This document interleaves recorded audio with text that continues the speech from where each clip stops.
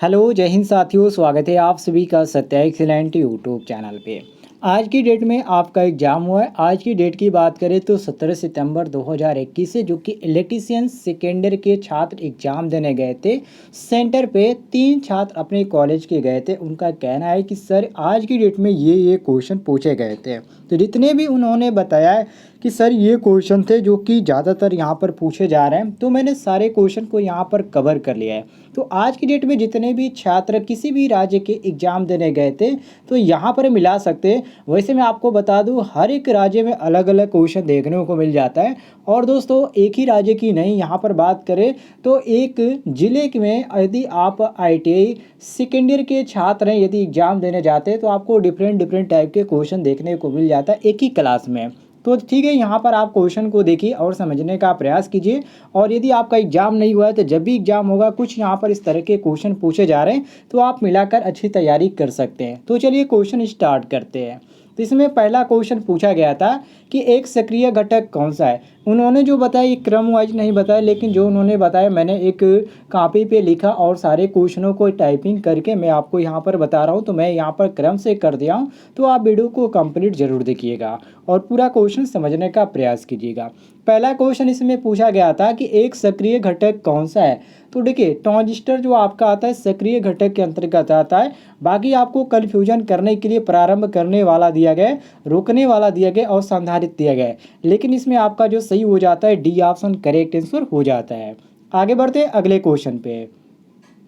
उन्होंने बताया अगला क्वेश्चन पूछा गया था कि कौन सा उपकरण मापे हुए या परीक्षित मात्रा का एक दृश्य प्रतिनिधित्व प्रदान करता है। वोल्टेज स्टेबलाइजर या फलन जलन या कैथोड रे ऑसिलोस्कोप या रेडियो फ्रीक्वेंसी। तो इसमें आपका सही हो जाता है दोस्तों CRO, जिसका पूरा नाम होता है कैथोड रे ऑसिलोस्कोप, जो कि इसमें आपका C ऑप्शन दिया गया है। तो क्वेश्चन के अनुसार आपका C ऑप्शन करेक्ट आंसर हो जाता है। आगे बढ़ते हैं अगले क्वेश्चन पे। अगले क्वेश्चन में उन्होंने बताया कि पूछा गया था कि सिलिकॉन सामग्री में रोधिका वोल्टेज का कारण क्या है। दोस्तों इसमें रीजन पूछा गया था। तो इसमें जो रीजन होता है कम परमाणु संख्या, ये सबसे बड़ा यहाँ पर रीजन होता है, जो कि ऑप्शन में आपका मैच कर रहा है, ए ऑप्शन मैच कर रहा है। बाकी आपको यहाँ पर B, C और D ऑप्शन जो दिए गए ये तीनों ऑप्शन गलत हैं, ये कन्फ्यूजन करने के लिए दिया गया है। लेकिन आपका सही हो जाएगा ए ऑप्शन करेक्ट आंसर। आगे बढ़ते हैं अगले क्वेश्चन पे।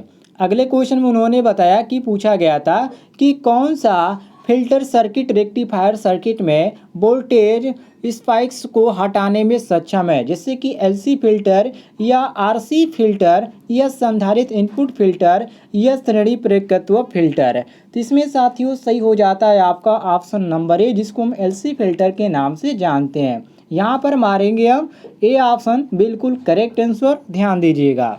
आइए अगले क्वेश्चन पे आते हैं। अगले क्वेश्चन में पूछा गया था कि SCR का कौन सा चतुर्थांश प्रचालन रिवर्स बायसिंग में भारी करंट देता है। पहला चतुर्थांश या तीसरा चतुर्थांश या चौथा चतुर्थांश या दूसरा चतुर्थांश।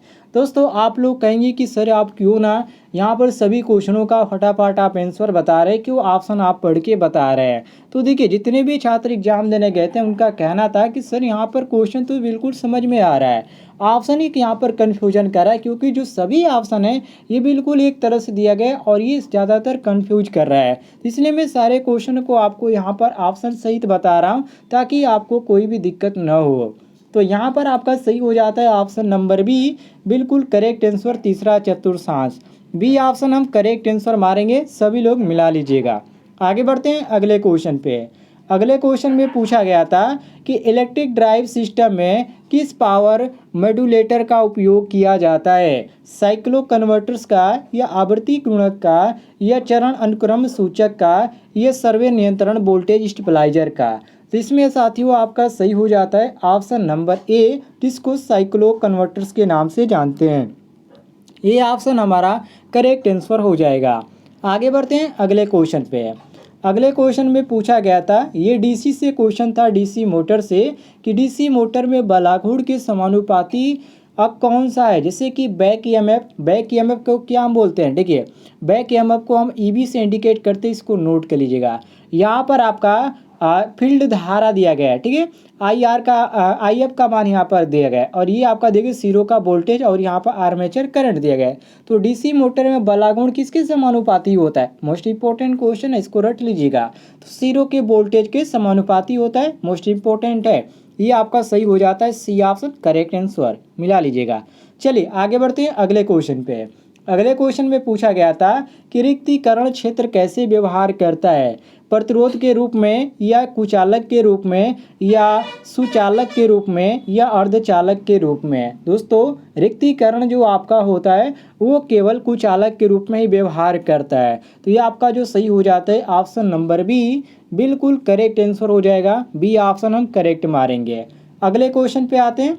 अगले क्वेश्चन में पूछा गया था कि एक्चुएटर के साथ कौन सा स्विच मशीन की गति या किसी वस्तु के भाग द्वारा संचालित होता है? लिमिट स्विच या टगल स्विच या आइसोलेटिंग स्विच या push button switch?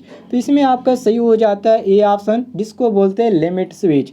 A option हम क्वेश्चन के अनुसार करेक्ट आंसर मारेंगे। आगे बढ़ते हैं अगले क्वेश्चन पे। अगले क्वेश्चन में पूछा गया था कि इलेक्ट्रिक ड्राइव सिस्टम में किस पावर यहाँ पर क्वेश्चन है कि इलेक्ट्रिक पावर ड्राइव सिस्टम में किस पावर मॉड्यूलेटर का उपयोग किया जाता है? साइक्लो कन्वर्टर्स या आवृत्ति या चरण या सर्वे नियंत्रित वोल्टेज स्टेबलाइजर? तो इसमें आपका सही हो जाता है साथियों ऑप्शन नंबर ए बिल्कुल करेक्ट आंसर। ए ऑप्शन हम करेक्ट मारेंगे। अगले क्वेश्चन को देखते हैं। अगले क्वेश्चन में यहाँ पर पूछा गया है क्वेश्चन नंबर 11 में कि जो डीसी मोटर होता है उसमें बलागुण के समानुपाती कौन सा होता है? तो ये क्वेश्चन मैंने आपको बता दिया है। ये किसके समानुपाती होता है दोस्तों? तो ये सीरो के वोल्टेज के। किसके होता है? सीरो के वोल्टेज के, जो कि इसमें आपका सी दिया गया है, ठीक है। ये क्वेश्चन हमको लगता है कि 2 बार रिपीट हुआ है, ठीक है। इसको ध्यान से देख लीजिएगा। अगले क्वेश्चन पे आते हैं। इसमें पूछा गया है कि किस शब्द से तात्पर्य है कि किसी पदार्थ का द्रव्यमान इलेक्ट्रोलाइट से 1 कूलाम विद्युत द्वारा मुक्त होता है, जैसे कि विद्युत लपेटन या विद्युत लेपन या इलेक्ट्रोनकल या विद्युत रासायनिक गुणांक? तो इसमें आपका सही हो जाता है साथियों ऑप्शन नंबर डी, जिसको विद्युत रासायनिक तुल्यांक के नाम से जानते हैं। डी ऑप्शन हमारा करेक्ट आंसर हो जाएगा। आगे बढ़ते हैं अगले क्वेश्चन पे। अगले क्वेश्चन में पूछा गया था कि नियत वोल्टेज ट्रांसफार्मर किस सिद्धांत पर कार्य करता है? सभी को मालूम है कि जो ट्रांसफार्मर होता है वो क्या करता है, वो किस सिद्धांत पर कार्य करता है? तो सेल्फ मतलब कि स्वयं प्रेरण सिद्धांत पे कार्य करता है, ठीक है। जो कि इसमें आपका दिया गया ए ऑप्शन, ठीक है। बाकी आपको अनून्य प्रेरण के सिद्धांत पर कार्य करता है, ठीक है। यह मिस्टेक हो गया। यहाँ पर आप देख सकते हैं अनून्य प्रेरण दिया गया, ठीक है। थोड़ा सा यहाँ पर कन्फ्यूजन हो गया है। यह आपका डी ऑप्शन करेक्ट आंसर हो जाएगा, मिला लीजिएगा। अगले क्वेश्चन पे आते हैं, जिसमें पूछा गया क्वेश्चन में कि सेल को लोड करने के दौरान क्या प्रभाव पड़ता है? धारा शक्ति गिर जाती है और शून्य हो जाती है। तो उस समय क्या पूछ रहा है? बकलिंग हो जाती है या ध्रुवीकरण हो जाती है या अस्थायी क्रिया हो जाती है या अम्ल गरमन हो जाता है? तो साथियों इसमें आपका सही हो जाता है ऑप्शन नंबर बी, जिसको ध्रुवीकरण के नाम से जानते हैं। बी ऑप्शन हमारा करेक्ट आंसर हो जाएगा। अगले क्वेश्चन को देखते हैं। अगले क्वेश्चन में पूछा गया था कि पारंपरिक बिजली उत्पादन कौन सा है? पवन शक्ति उत्पादन या ज्वारीय शक्ति उत्पादन या सौर शक्ति उत्पादन या ऊष्मीय शक्ति उत्पादन? तो साथियों इसमें आपका सही हो जाता है ऑप्शन नंबर डी, बिल्कुल करेक्ट आंसर, ऊष्मीय शक्ति उत्पादन। डी ऑप्शन हम करेक्ट आंसर मारेंगे।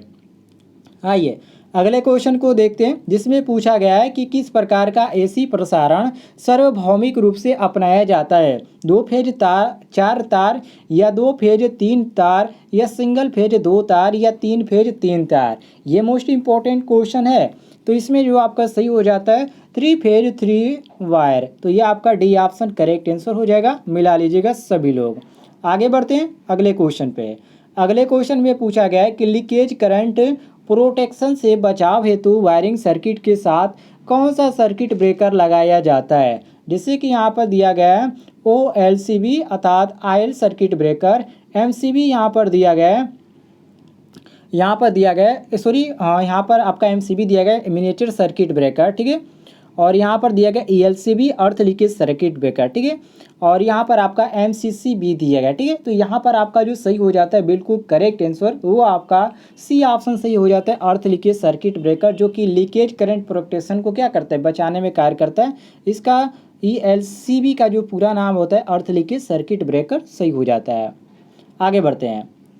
अगले क्वेश्चन पे पूछा गया था कि बिजली ट्रांसफार्मर में बुकोज रिले का कार्य क्या होता है। जो बिजली ट्रांसफार्मर होता है वो बिकोज जो रिले होता है उसका कार्य क्या होता है ट्रांसफार्मर में। तो देखिए दोस्तों, इसका जो कार्य होता है वो ओवरलोड और शॉर्ट सर्किट से क्या करना है, संरक्षण करना है। बाकी आपको कंफ्यूज करने के लिए यहाँ पर बहुत सारे ऑप्शन आपको देखने को मिल जाते हैं, लेकिन इसमें आपका जो सही हो जाता है option number A correct answer हो जाता है।